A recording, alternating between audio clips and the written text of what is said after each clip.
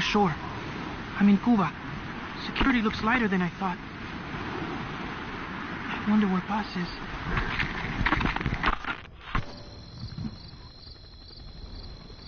It's dark, but there are soldiers everywhere. Lots of choppers coming and going. Those lights are so bright. Time to get moving.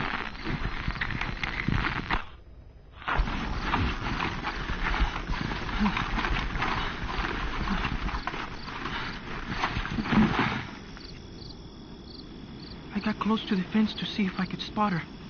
They had a guard posted, so I got out of there. Guess security's not so light after all. I'm coming, Paz.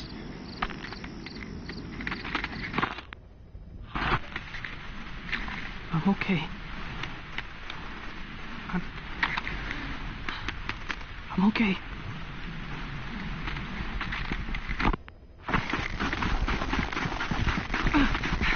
I think I found her. It's gotta be Paz. No. They're looking for me.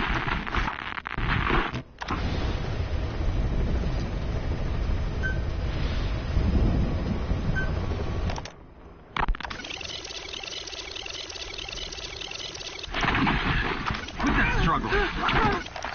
Got him secured. It's a kid.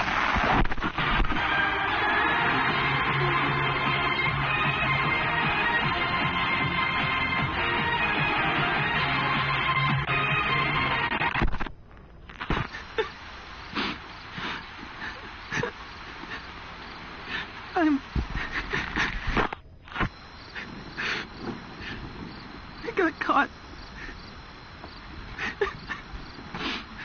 I'm in a cage. Give me back my recorder. At least whoever finds this will know what happened.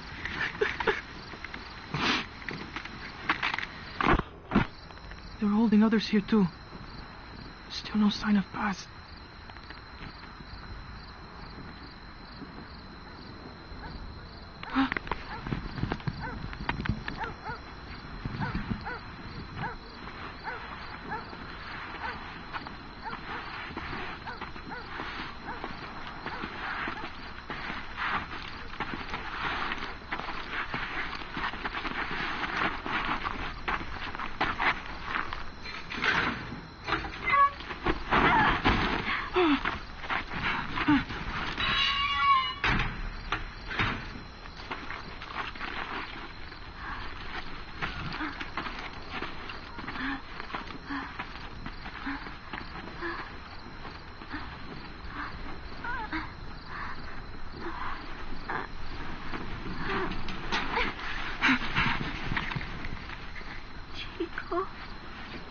Paz? Chico.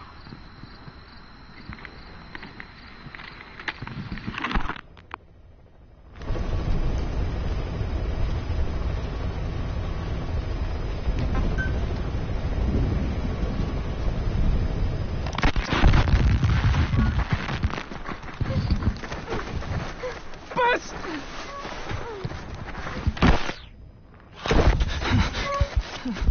On your feet. Okay.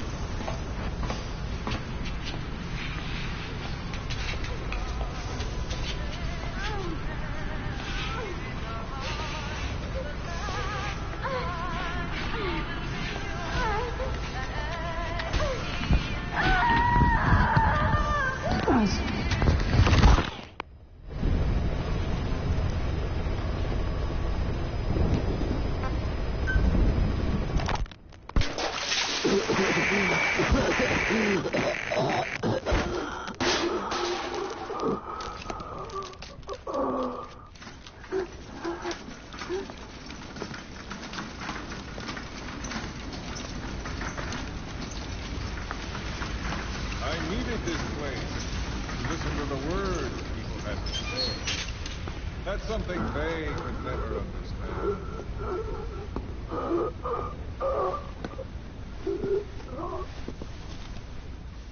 You've done your part. You told us plenty. You've known the pain of ages. And even now you think, as any person would, that this can't be happening. Is it education? Morals? Faith? Just the imprint of a lifetime of stories?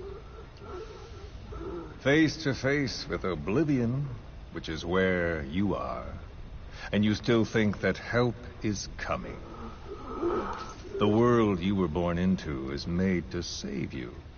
Isn't that right? Of course it is. Everyone knows that. Until your last breath, you know it. Without the slightest chance or reason left to them, humans are capable of hope. I'm no different. But for one thing,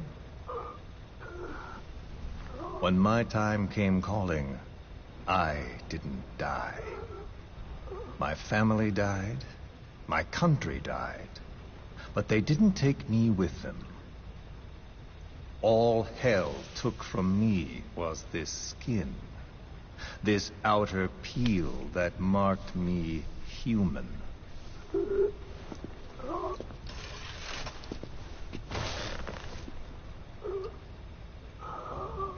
My village had an oilseed field and a fine factory.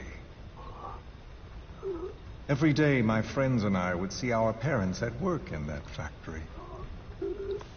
That's all I had, all the world I knew. Then one day, aircraft came droning in from some far-off sky. The factory was bombed. Some spies had told them we were making weapons. The building burned. We tried to flee outside. The crowd blocked the exit. The crowd of people. Hot. So hot. I tried to push through their legs and get ahead, but a boot in my stomach put me on the ground. The smoke of them burning filled me up. I heard my name called, but not for long.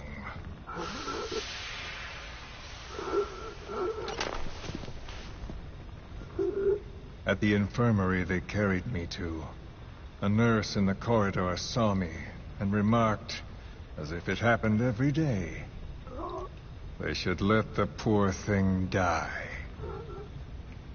Those are the only words of my mother tongue I remember. It was the language of my village. Until foreign troops invaded. Then the last identity I had left, the words I spoke, were pulled from me. My skin would never feel anything again. This face would be burned again, in torture, at foreign hands. But I still writhe in that burning factory, doused in scalding rapeseed oil. That's all I have to feel, that pain. All I have to remind me I exist here.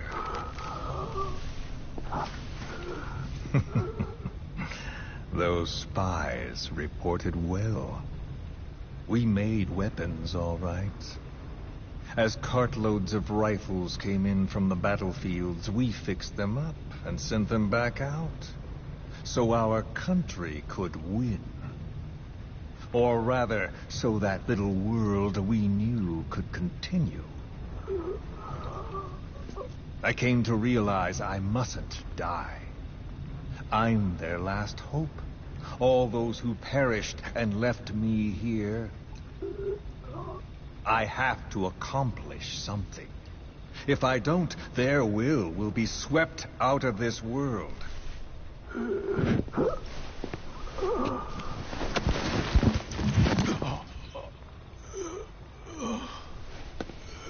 So, do you see me now? Tell me, what do you see? Hmm?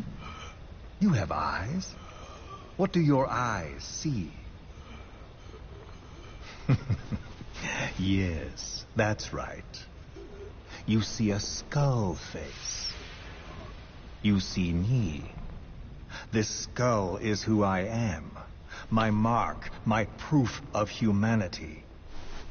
I have no country, no language. I have no face. But I haven't lost my skull. So I told myself, the pain and effort that keep me alive will never know relief, never bear fruit, never be repaid. I know that, but I told myself to focus on some hope, a non-existent hope, to guide me through this burning world. A hope. Call it a dream. A melancholic delusion. As the pressures within me stretch me to bursting, and I force myself not to cry out, though the words I thought were carved into me are gone, and all I knew is dead. I know how you feel. I've felt that. So show me that I'm not the only one. That you too can return to this world for revenge. Do you see me? Don't die. Don't die. Ah.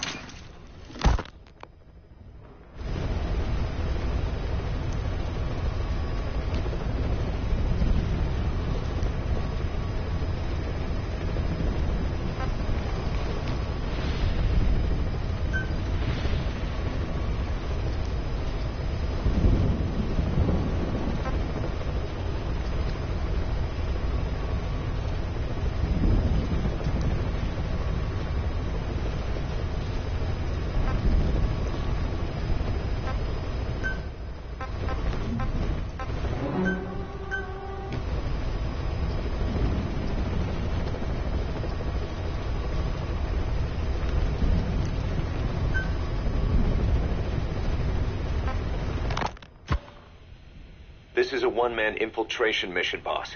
Equipment is the bare essentials. Anything else will be OSP. The target location is a prison camp on a U.S. military base. Those Marines have the place locked down tight. Your only backup will be one extraction chopper. We can't send anything else. You won't need to. Again, this is infiltration, a sneaking mission. Your #1 priority is remaining undetected. Use discretion before engaging any guards you encounter. Be mindful of their sensory perceptions: sight, sound, smell, and pain. Fortunately, these atmospheric conditions will continue until dawn. That should provide you with some cover. At least the weather's on my side.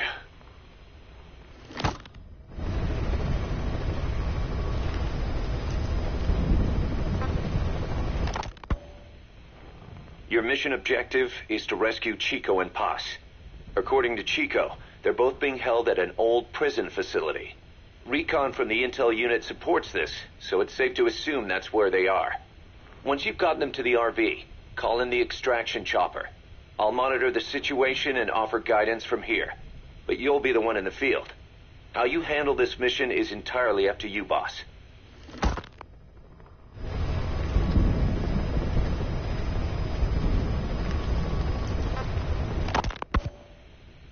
Snake, yesterday we received official communication from the IAEA. It says, it has come to our attention that your organization recently purchased nuclear fuel from Uzbekistan authorities. We request permission to inspect your facilities. What a load of bullshit. Yeah, they're after MGSgz's nuclear warhead. I'm betting this is payback from Cypher after Paz's leak. Using the UN. There's no telling how much influence they have. But the IAEA can only do inspections in countries that are party to the NPT. And we're not a country. Exactly. We haven't signed a safeguards agreement with the IAEA over peaceful nuclear use, and we're not obligated to report any nuclear material we have, nor information about any nuclear facilities.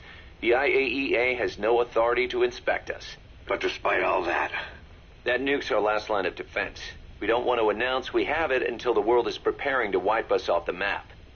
Until then, we let everyone think we're just a private army with conventional firepower. what's Huey's take?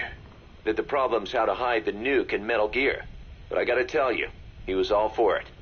I see. But there's no way we can have the IAEA poking around here. So what do? Ignore them? Send them an official letter of refusal. Say that we're a private organization and we've done nothing to attract this suspicion. You got it.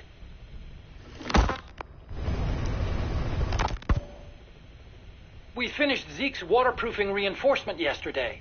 The day after tomorrow, we'll be done installing the main depth control tank, the compressed air tank, and the attitude control propeller pod. Huey. If the underwater test goes well, next week we'll try the 300-foot seabed depth. Drop the act, Huey. How did we end up agreeing to the nuclear inspection? Because after you sent that letter, I told them. After careful reconsideration, we agree to your request. And frankly, we should be inspected. This is our chance. If they come and go without discovering the nuke, we can tell the world we're clean. Of course, it's risky, and we'll have to make sure everything's perfect, but it'll be worth it. Huey, can they do an inspection without going through the Board of Governors? We contacted the IAEA's admin branch, and they said there's no record of us being brought up at any of the board's meetings. I'd say probably a preliminary inspection to determine whether we should be referred to the board. So it's bound to be a small inspection team, and they won't be here that long. Don't worry. Leave everything to me. Has the media gotten wind of this? Yeah. 2 major Western networks want to do stories on us. I planned on saying yes. What? You want to broadcast this place to the world? That's why I agreed to the inspection. This is a golden opportunity. We can use the media to prove to the world we don't have a nuke. Besides, even if we said no, it would just be delaying the inevitable. Kaz, our hands are tied now. Start getting the place ready. Thanks, boss. Don't get the wrong idea.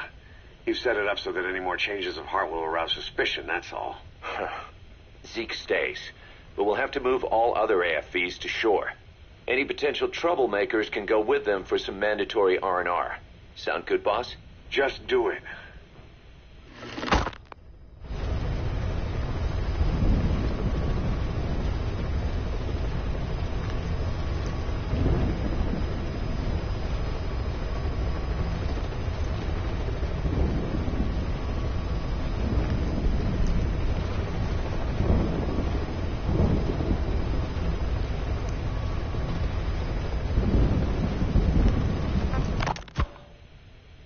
About the inspection, what do we tell the men? The truth. What else? The one thing we don't need to worry about is anyone here spilling the beans about Zeke. Good point. What about the Sandinistas? There's still quite a few of them left on the base. I hate to say it, but it won't look good having Soviet bloc personnel here. The problem is, moving a group that size in a hurry would look even worse. At least Amanda's on assignment in Cuba. They'd recognize her. She should stay put for now.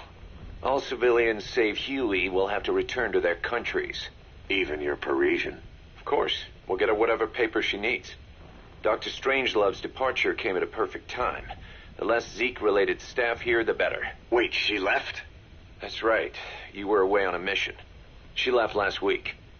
There's nothing cooking in AI weapons research, and Zeke is complete. There was really no reason for her to hang around. I'm surprised Huey let her go that easy. Yeah, his crush on Strangelove was never much of a secret, huh? He followed her everywhere while Zeke was in development. Boy, would she get pissed. But he does have a lot on his mind right now. I've got bigger issues to deal with. That's what he said. That's the spirit, Huey.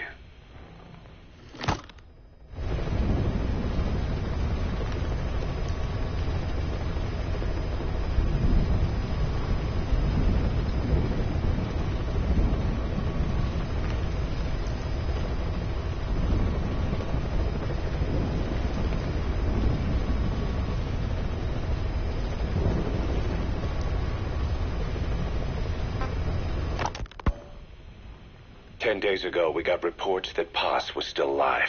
She survived. She was rescued by Belizean fishermen who found her drifting in the Caribbean. So what's the plan? Silence her before we're compromised? No. I've got something else in mind. Our friends at Cypher suspect Paz could be a double agent. She's being held for interrogation at a camp on the southern tip of Cuba. Black site. Nice. A slice of American pie on communist soil, and out of U.S. legal jurisdiction. The upcoming inspection of Mother Base has to be connected somehow. The timing's too perfect. The UN's nuclear inspection. My guess is they're trying to corroborate Paz's leak. We're an army without a nation. Word of our capabilities gets out, and we'll have the whole world out to shut us down. Having an American private intelligence agency involved's bad news. Cypher's the ones who sent Paz to us in the first place. She knows their true nature. Right. Paz is our only link to Cypher. If she's still alive, we need her on our side. If not us, who else is gonna rescue that bitch? When do we do it? The inspection comes first. We'll deal with us afterwards. Do the men know? Word has started to spread. The information came from Cuba through Amanda. One of the base personnel used to belong to El Frente. I'll tell everyone we don't concern ourselves with the survival of enemy spies. We need them focused on the inspection. And if we get her back here and she isn't cooperative, there's still plenty of room for her in the ocean. Works for me. What about Chico? He had a chance to stop Paz from hijacking Zeke and he blew it. He's carried that guilt ever since. Kid really did care about her. Chico, it's hard to say how he'll react. Have Amanda call him out to Cuba. He shouldn't be here right now. Good idea. They haven't seen each other in a while. Little time with Big Sis and he'll forget all about you-know-who.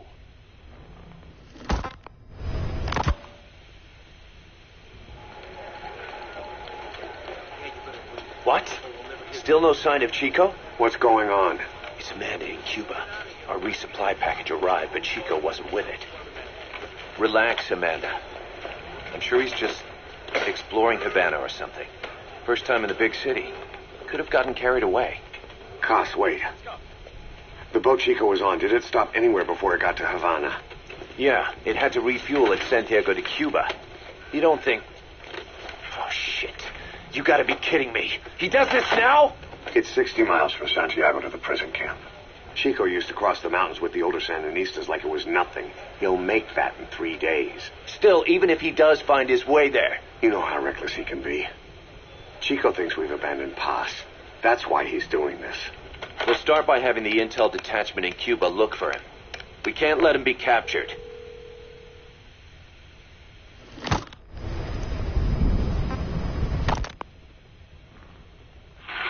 some cages to the east of a big building. East an old grassy facility. That's where we are. Help me, Snake.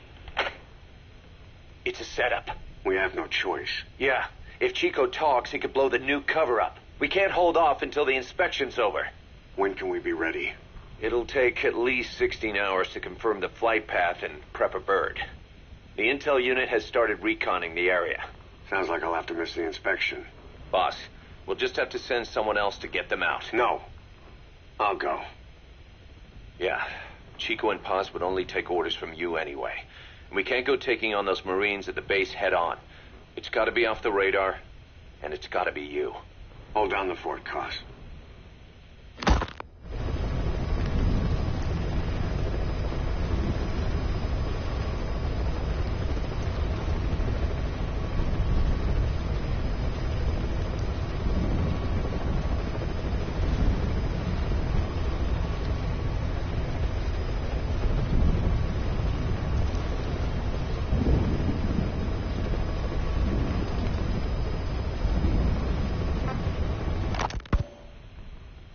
Snake, you can forget about civil liberties where you're headed. God only knows what they'd do to you if you got caught.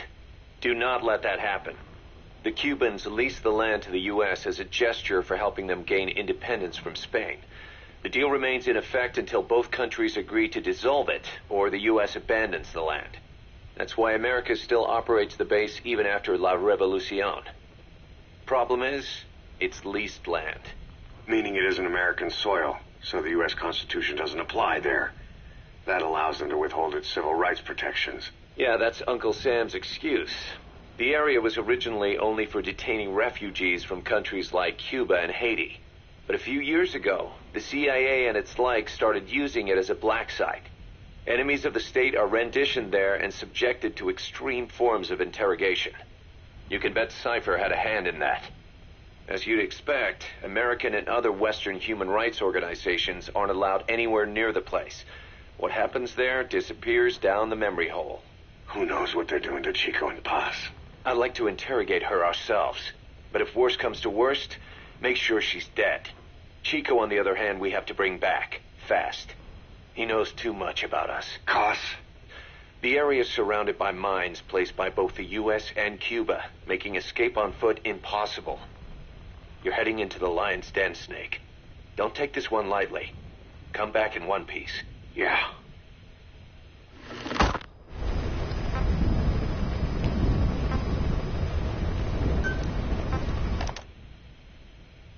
I heard about Paz's tapes. Yeah. Why do you think she'd leave him behind? And that diary? Whatever it was, her commitment was wavering. That much is clear. So she was leaving clues to help us. No way to know for sure. And the ocean's not giving her back.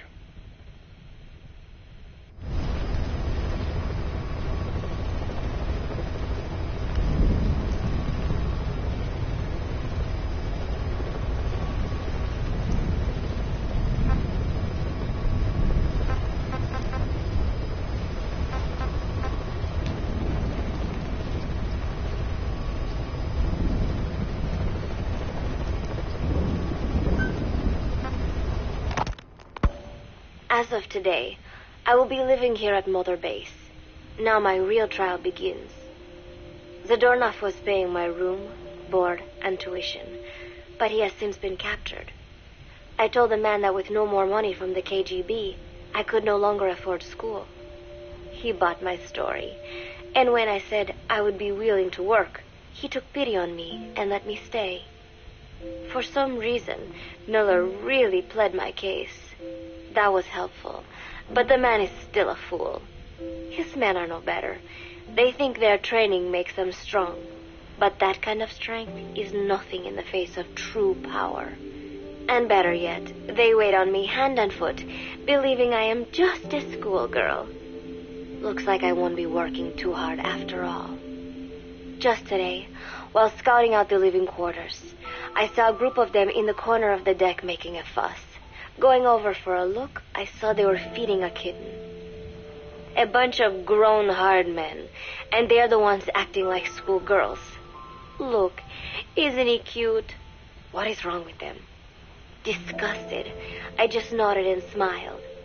I must stay in character after all. I indulged their chit-chat for a few moments. Then one of them asked me to give the thing a name. They had just taken it from its mother. I named it Nuke. I improvised some nonsense about how our compassion for living things can help prevent wars. The men gave me a little fish. I held it out in my palm, and the kitten happily ate it up. What a pathetic, feeble creature. It sickens me.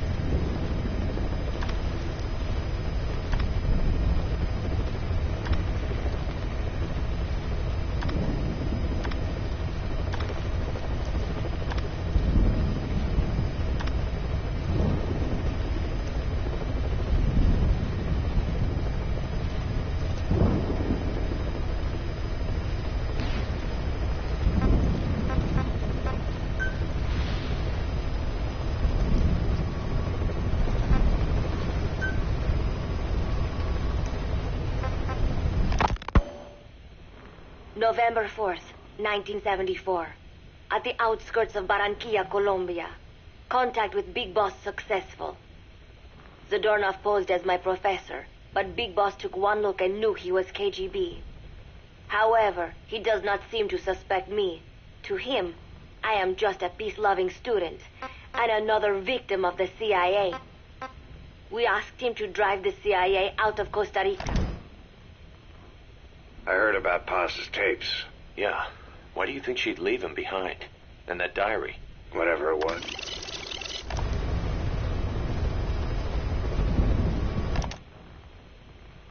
I heard about Paz's tapes. Yeah. Naked Snake, the man who once saved the world from the brink of nuclear war. Awarded the title of Big Boss for his service.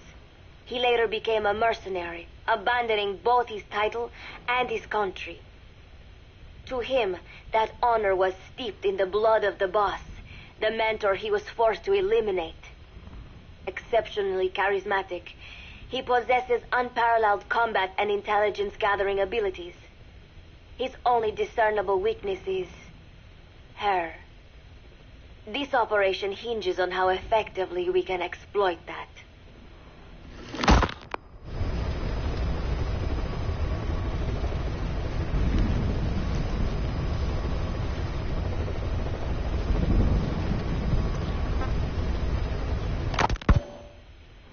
Kazuhira Miller is Big Boss's lieutenant. Half Japanese, half American. He once served in Japan's self-defense force. Though he and Snake first met as enemies, they discovered a common bond and together built their private army, with Miller directing business and administrative affairs. He comes off as shallow, but his true intent is hard to read. I must be careful. All that is clear is his infatuation with Big Boss.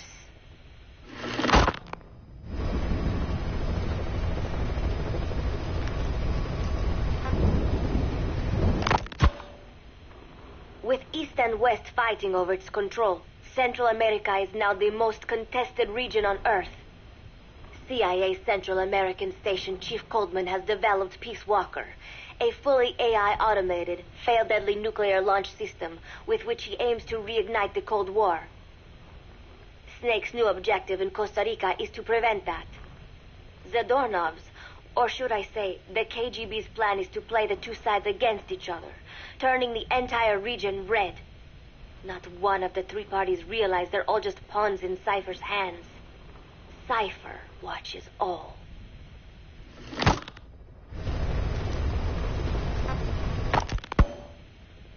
Mother Base has developed rapidly since being established in the Caribbean Sea.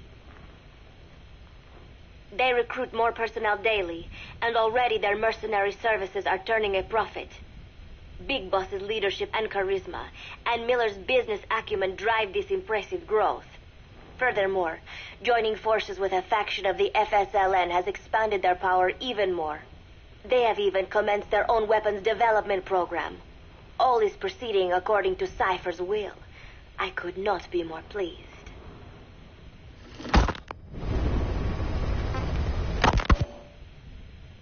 Snake's pursuit of Peace Walker led him to an AI modeled after the boss's thought patterns.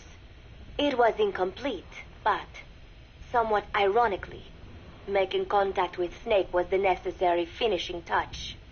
Meanwhile, the scientist behind Peace Walker's locomotive control, Huey, defected to Snake's army. His presence has greatly accelerated weapons development at Mother Base.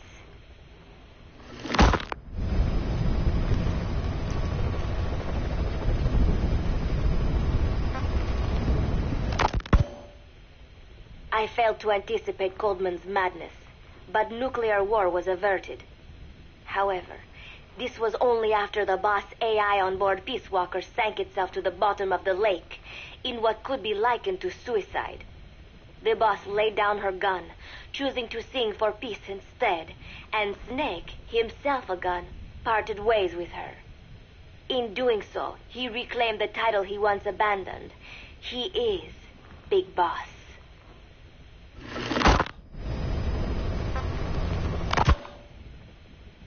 Zadornov has been detained.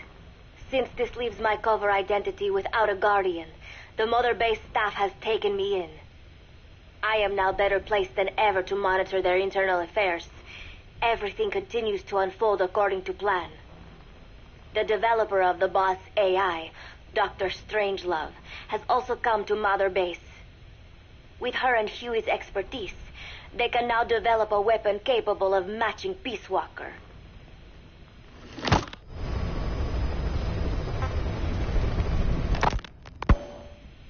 Development on the bipedal weapon is now complete.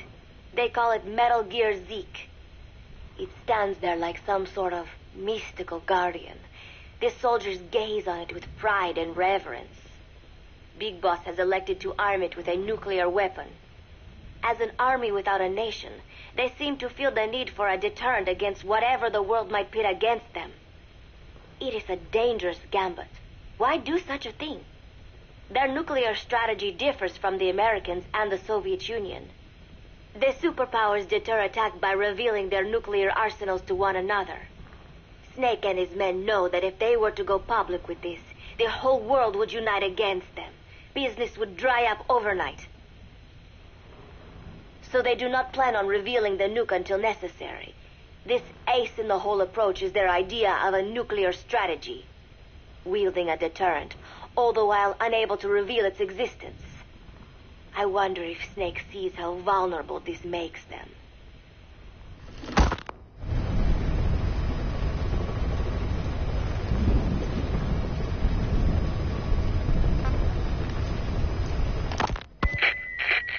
Yes. Hijack Zeke? Yes, I did indicate that to be our leverage. But I cannot imagine his agreeing to that now. But did you not raise them to safeguard your governance without borders? No. I have not forgotten. Cipher Watch is all.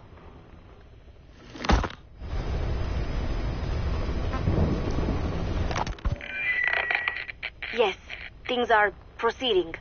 But modifying Zeke has not proven easy. I am using Zadornov to buy some time. No, I have not forgotten what you said. However... Well, forgive me for asking, but this is you I am speaking to, isn't it, Cipher? I will fight Big Boss. The world must be ruled by a single will. To defy Cipher is a fate worse than death.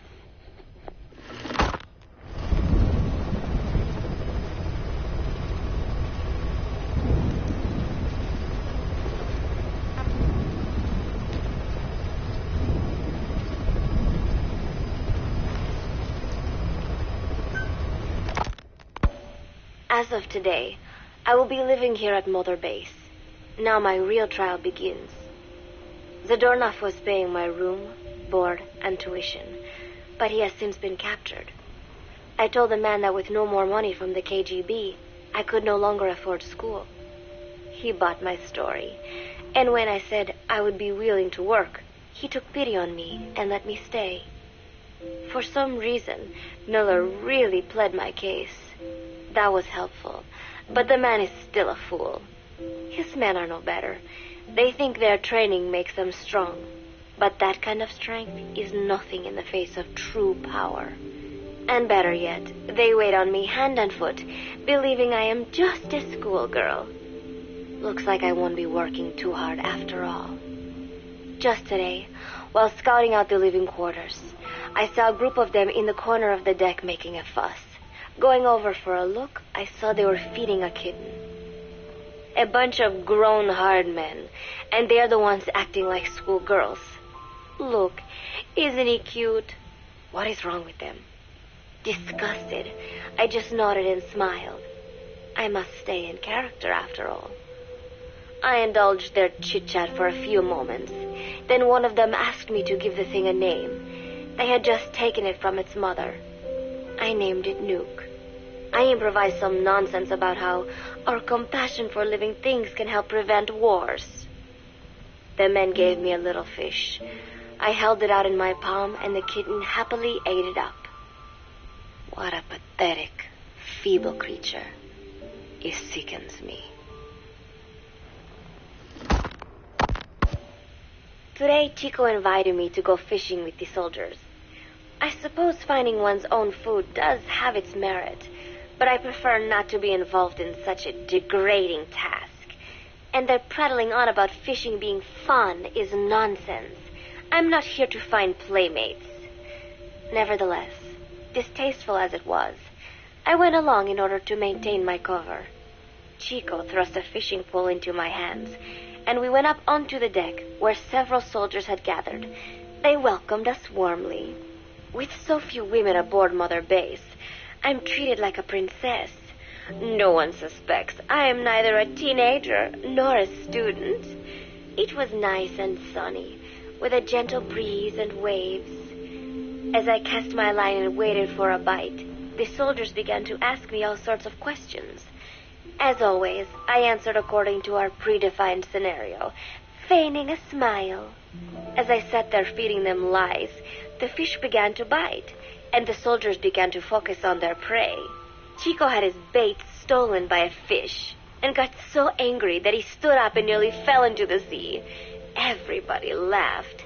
It almost made me want to join in too. At some point, I got a bite myself.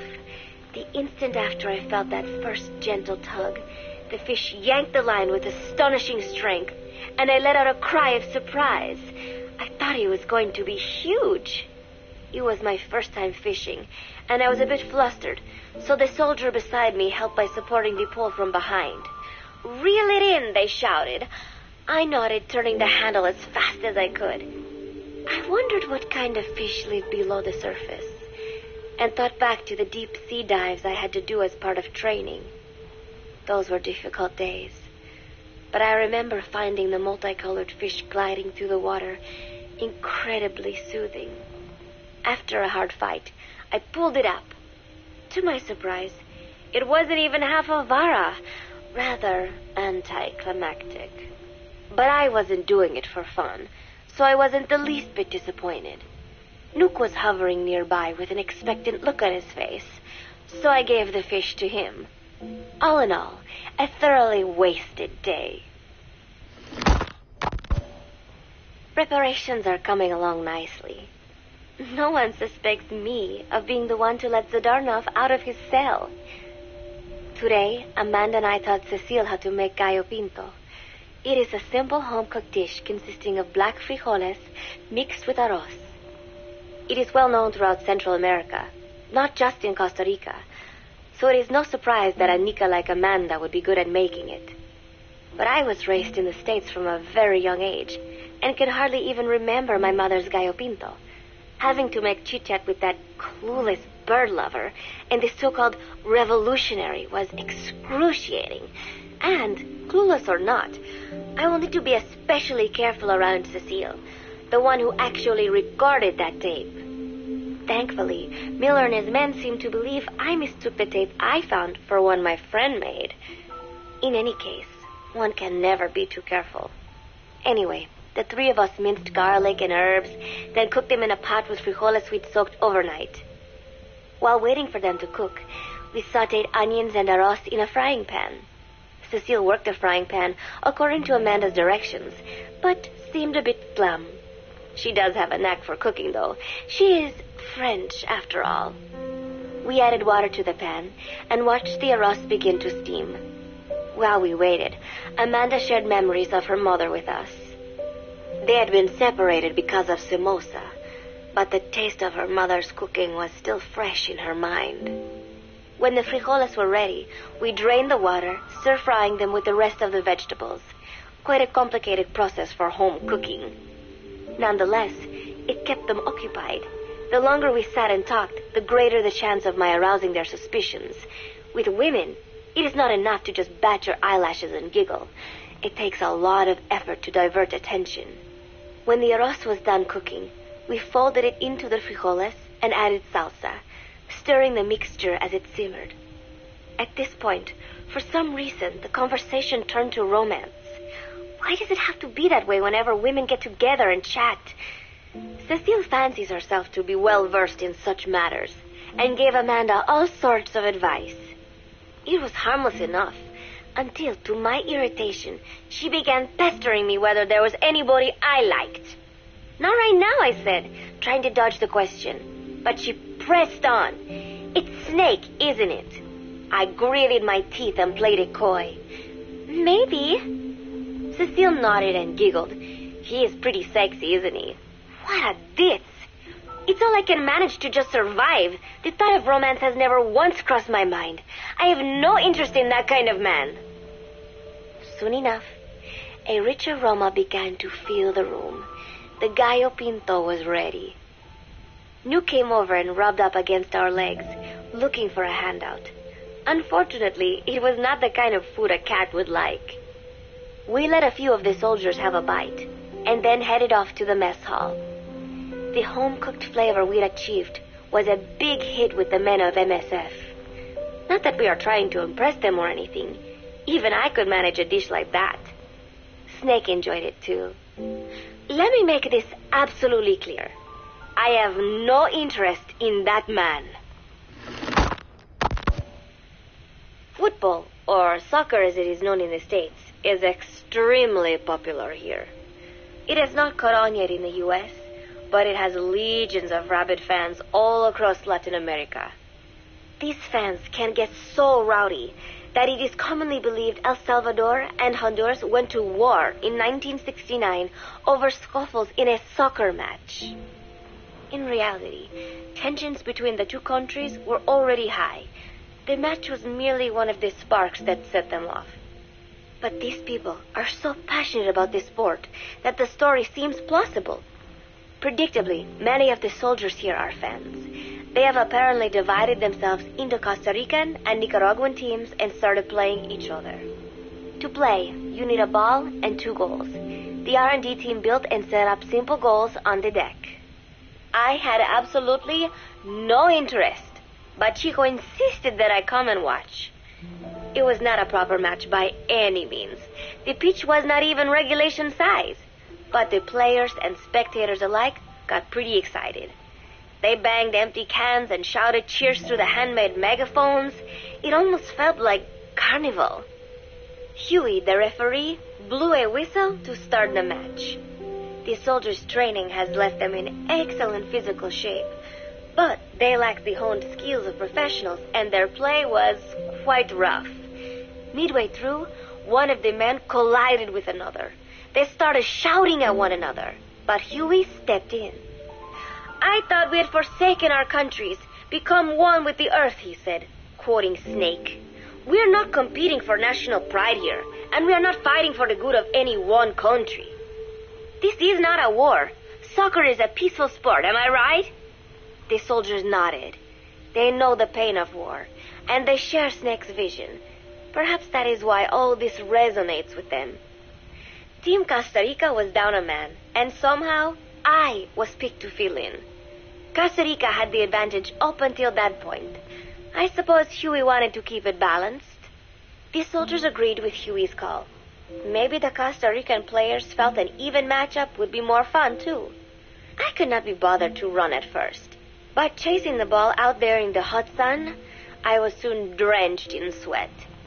Before long, I found myself actively seeking out the ball, partially out of desperation. I picked up a loose ball deep on the opponent's side of the field. Even though he's Nicaraguan, Chico cheered me on, yelling, "Go for it, shoot!" I launched the ball as hard as I could, only to have it blocked by the keeper. Disappointment only increased my determination. In the end, I didn't score a single goal, and Costa Rica gave up its lead. It was really close, though. We congratulated each other on a good match and sprawled out in the shade on the deck, exhausted. The ocean breeze felt so nice on my sun-soaked body. Nuke came over. It is one of his favorite spots, and stretched out next to me. And together, we watched fluffy white clouds drift lazily across the clear blue sky. It was lovely out today, so I decided to sun myself in a lounge chair up on the deck when Strangelove came up to me. Despite the heat, she was in her usual long sleeves and pants. I waved at her.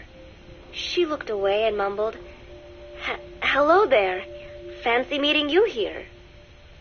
I asked if she needed anything, feeling her eyes creeping up and down my body like she was savoring it. Finally, she swallowed and said, "You have such beautiful skin." Bewildered, I shook my head and said, "No, not at all.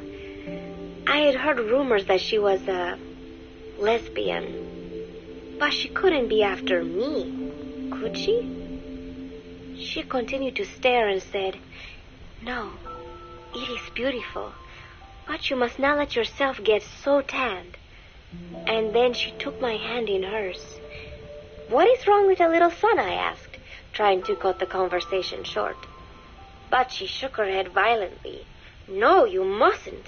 A young lady should take better care of her skin." She was acting strangely now, as if aroused. She lectured me on the perils of tanning, how it ages skin, causing wrinkles and spots, and in the worst cases, even skin cancer. I knew already that tanning could cause spots, but I thought only pale-skinned Anglo-Saxons had to deal with that. Having a scientist tell me it causes aging, though, that spooked me a little. If I am to keep playing the teenager, I will have to start paying more attention to my skin. Sensing my anxiety, she took a small tube from her pocket. She said it was the sunscreen she always used. She told me to keep it. I didn't know what to say. I was more than happy to take it, but exactly what were her intentions? Was she merely being nice? Or is she really into me? Either way, there was no reason to refuse, I suppose. I have undergone training. An out-of-shape woman does not pose any real threat to me. Having power means not being afraid. It is the same on a global scale. A country with nukes can dictate terms to a country without them. I thanked her and took the tube. Then she offered to put some on for me. She squirted some lotion onto her fingers and began rolling it into my chest. It happened so suddenly, and I was so taken aback that I did not even think to protest. She caressed my stomach with her long white fingers, then slid them upwards between my bikini-clad breasts. "What? Wait," I sputtered as her moist eyes met mine. She was beautiful. Somehow, I found myself captivated by this woman more than 10 years my elder. "Hold still," she whispered in my ear. I nodded silently, unable to refuse. My body went limp, motionless, as if in a trance. Gently, carefully, she rubbed the lotion all over my entire body. I shouldn't have enjoyed it, and yet I could not help myself. For a moment, I was spellbound. That woman is dangerous. I had better watch myself. Protecting one's health is an important part of any agent's job. But despite my best efforts, I have caught a cold. Now that I think about it, Mother Base's numbers are on the rise, with soldiers coming from all different places and backgrounds. It is no wonder, then, that sooner or later someone would bring in a virus. That said, what I have got is just a common cold. The medical team said I'd need a few days' rest, so I've been restricted to my room and put on bed rest. I thought I'd gotten used to not having anyone around to relate to, but at times like these, being alone is just miserable. All I could do is lay there and stroke Nuke's back, trying to take my mind off how bad I felt. Nuke just sat there, not making a sound. But I did have visitors. Amanda and Chico, Huey, Cecile, Miller, and a few of the soldiers I've become relatively close to. Amanda made me a soup with herbs she said were good for a cold. Miller told me to take it easy. "I will sing you a lullaby," he said, then broke out a guitar and sang some incomprehensible song in Japanese. I did not need to understand the lyrics to know he is an awful singer. Then he said, "You know what is good for a cold? Suppositories. Here, I'll show you. He began to take off his pants, so I threw my tissue box at him to make him go away. Then Strangelove showed up, saying she had some miracle Indian cure. It is called eucalyptus extract, she said. It works best if you rub it into your chest. And then she tried to take off my nightshirt. I whacked her with my pillow, and I got rid of her. Chico brought me a little flower in a cup. It had been growing in a little bit of earth that probably found its way on board, stuck to something else. I found this on the deck. Here, you can have it. He tried to act nonchalant, but I am pretty sure he's got a crush on me. None of them understand. If they thought these little visits would cheer me up, they were wrong. Tonight, Snake himself came to my room. Like the rest, he believes I am just a schoolgirl and treats me as such. Why did you abandon your country? I asked him. Why create the MSF? Of course, I knew the answers already, but I wanted to hear it from him. As I had imagined, he was not exactly forthcoming. All he would say is that his country abandoned him because all he could do was fight, and that is why he needed the MSF, because that is all he is any good for. Then he said, fighting is the only thing I understand, but that does not mean I have got a grudge against those who believe in peace. I am not one of them, and I do not believe in peace. Conflict is in man's nature. We fight our enemies in order to survive. Maybe we are not so different after all, he and I. But that is exactly why I'm going to have to kill him. Or else he will have to kill me. When I stop and think about this wretched existence, being killed by a man like that suddenly does not seem like such a bad thing. Every month, Mother Base throws a party for all the soldiers whose birthdays fall in that month. There is something strange about a military organization having parties. Really, though, it is just an excuse to drink and make noise. It is not easy to get alcohol in a fortress in the middle of the ocean. Most days they are training from dawn till dusk. They do not have time for things like drinking. That is why Snake and Miller came up with the idea, to give everyone a chance to let loose. Obviously, a bunch of boors like that are not going to bother with blowing out candles on a cake. Rather, they sit there in a cloud of cigarette smoke, drink beer, eat meat, tell tasteless jokes, and swap crude insults about one another's hometowns. But it hardly ever breaks out into something serious. They talk up a storm, but they're just having fun. It is funny. You have got members of FSLN rubbing shoulders with the UCLAs, people who once would have considered the other mortal enemies. I wonder if that is what makes Big Boss so popular. In leaving their countries behind, they leave their hatred for other countries, too. Miller seemed a little protective of me. Hope they're not being too crude, he said. But soon enough, he too was drunk. He yelled, "Come here and take a look at the real Kazuhira Miller," then dropped his pants and mooned everybody. The other soldiers burst out laughing. I have never seen such a crude, ridiculous party before. And yet, all these people, laughing and acting the fool. Is this what they call peace? For some reason, I began to think about all that has happened since I came here.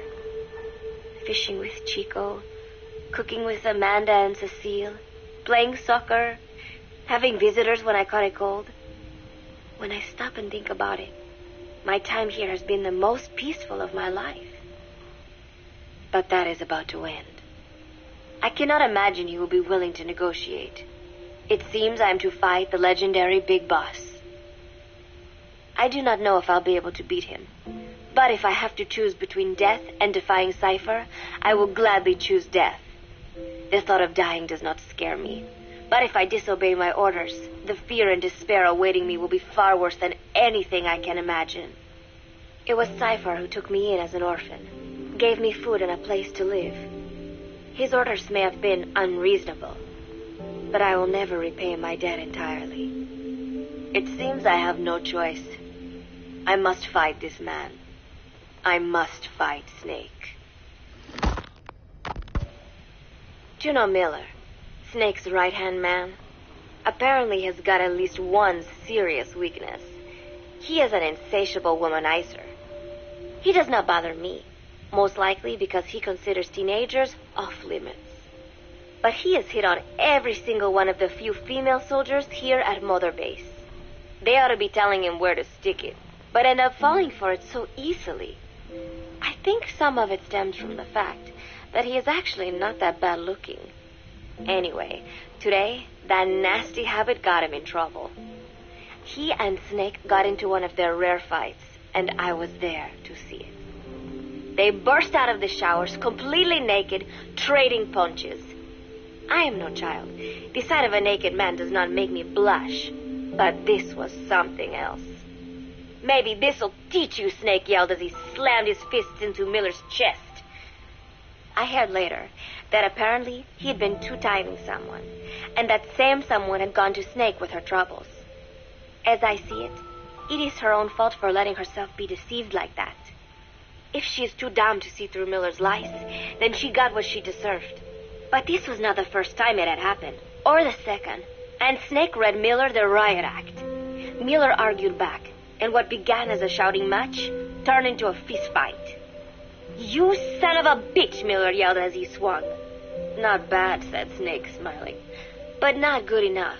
And then he was back on the offensive. They had already been at it pretty hard in the showers, and their bodies were covered with bruises. Both of these men had been trained for war, their bodies deadly weapons. They were each bleeding from a dozen places. All this from a fist fight. Even so, it was far less gruesome than if they had given it their all.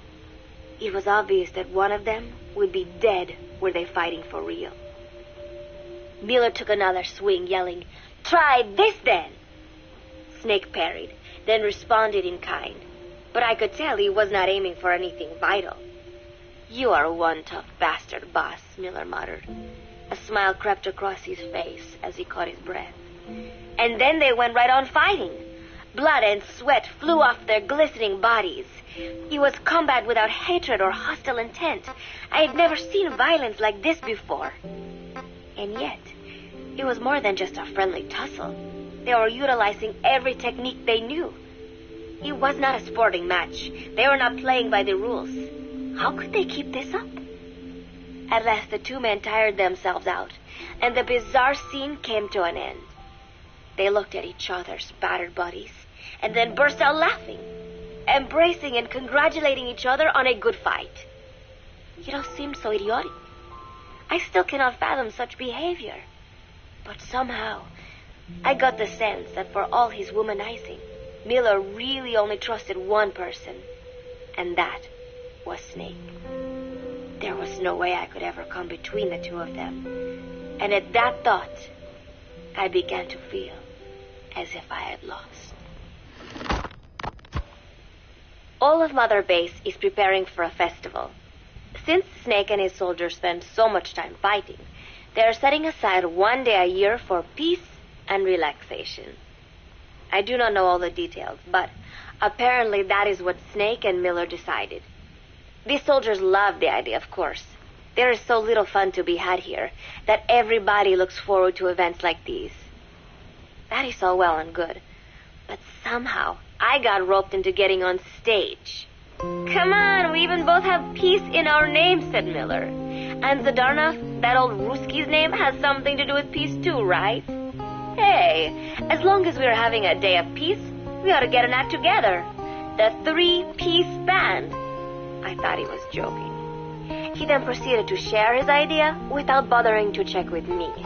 And now I am slated to sing. Apparently, he had heard me on the deck one day, and since then he's wanted to form a band. Everybody's looking forward to it, so there is no way for me to back out now. I have never done anything like this, but it does feel kind of nice to know that people are looking forward to it. I mean, it cannot be any worse than Miller's singing, but modifications to Zeke are already finalized, and I must complete my mission. Betray Cypher now, and I will face a fate far worse than death.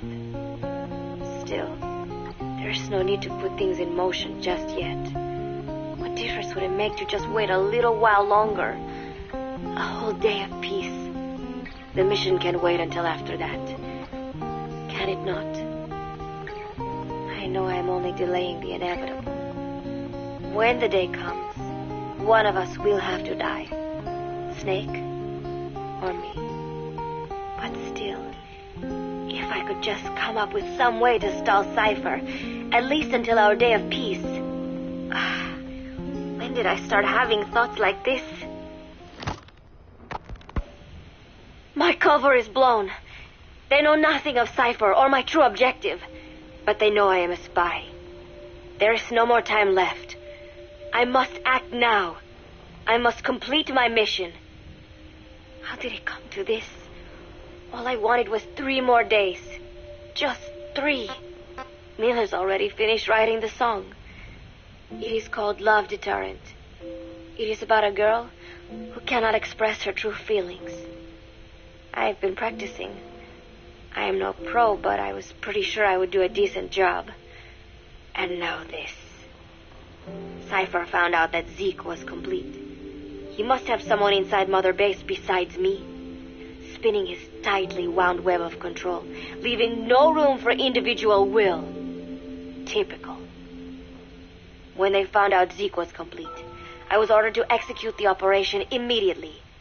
If I was going to enjoy just 1 day of peace, I had to ensure the plan could not move forward. I tried to sabotage Zeke.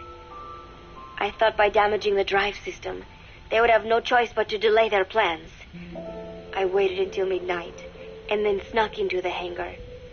There would be trouble if it looked like sabotage. I selected one of the drive system's load-bearing parts and carefully worked to warp its shape. The leg's drive system requires a high degree of precision to operate. Even the smallest deviation would have done it. Then, Chico walked in.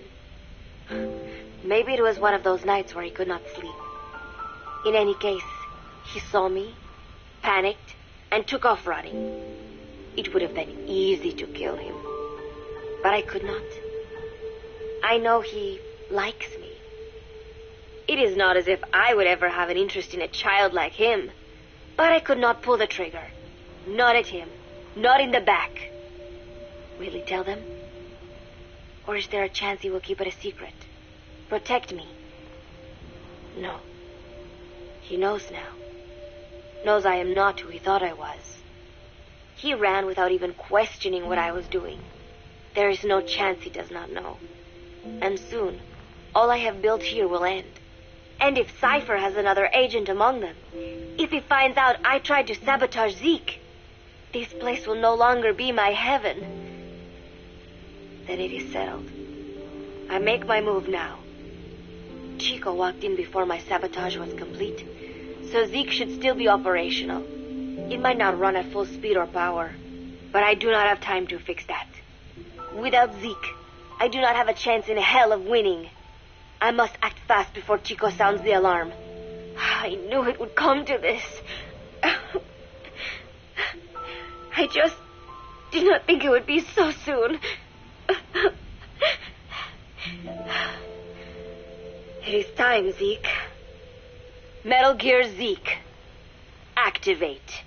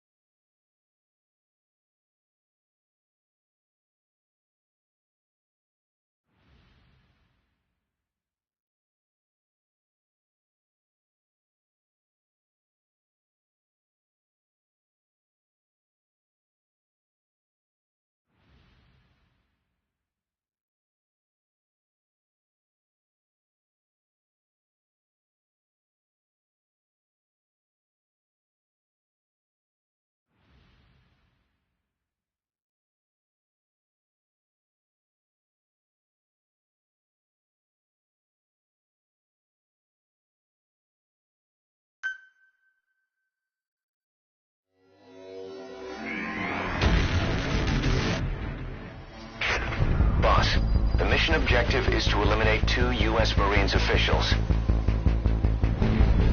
The pair were in Laos together, but retired after the U.S. withdrew its forces. They were a sniper spotter team. In country, they were known as Glaz and Palitz, the eye and the finger.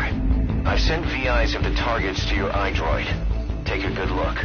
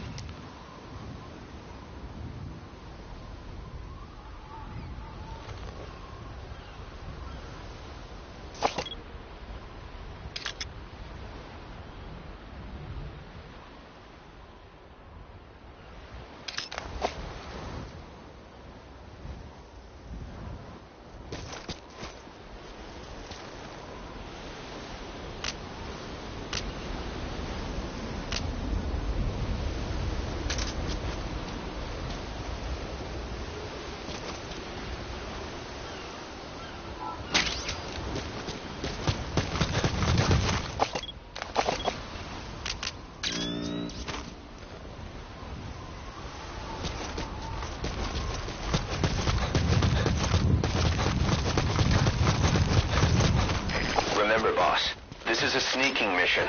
If you're detected, the targets are bound to take extra precautions.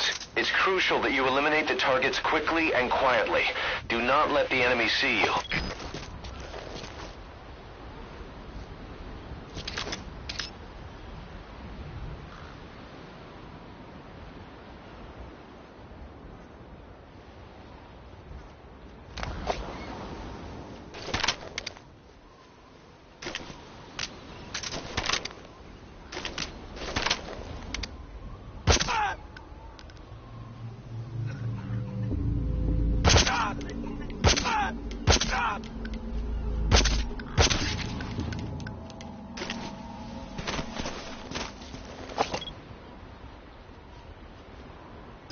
I've sent VIs of the targets to your iDroid.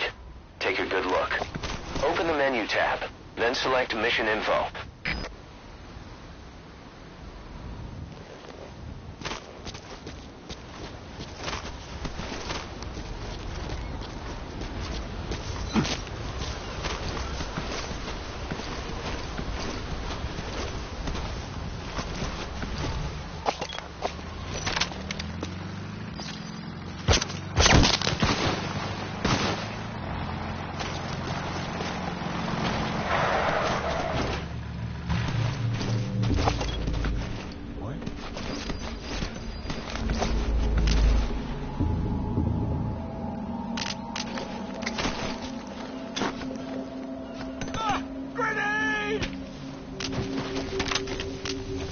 Roger that chopper request.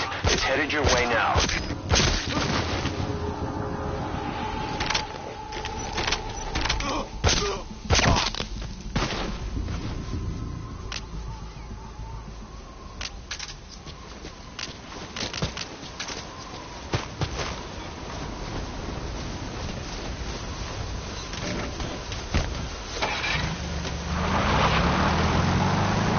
I've sent the target's fields of movement to your iDroid. These are averages worked up from a study by the intel team.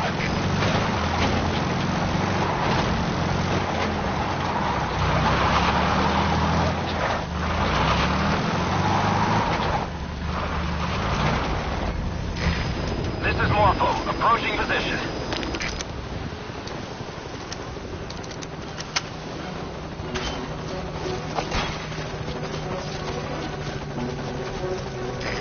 This is Morpho. I have arrived at marker. Following prisoner. You gonna help him? By LZ and stand by. This is Morpho. Have arrived at LZ. I sent VIs of the targets to your iDroid. Take a good look.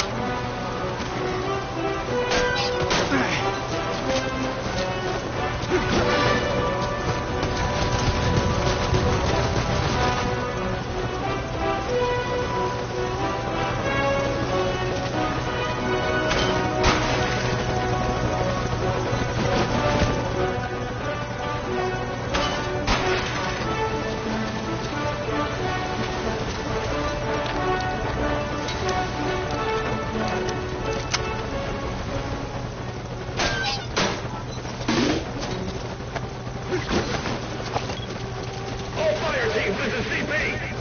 Focus all your fire on that enemy chopper.